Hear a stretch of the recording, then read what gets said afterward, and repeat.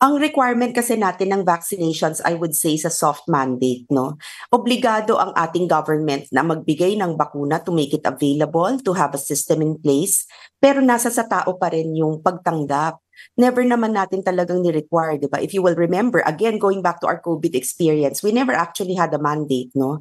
Pero may Mhm. mga circumstances that actually led you to, ay nako, kailangan ako magpabakuna kasi otherwise, di ako makakapasok ng trabaho, hindi ako makakapag-commute and so on. So similar yon sa vaccination regulations natin for all other vaccines.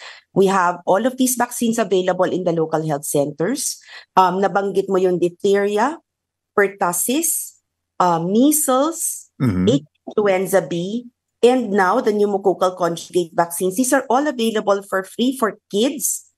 And yet the coverage rate lately has been struggling. And in fact, sabi nga ni WHO, number 5 na naman tayo sa global lists ng zero-dose children. So this is really something that we need to pay attention to.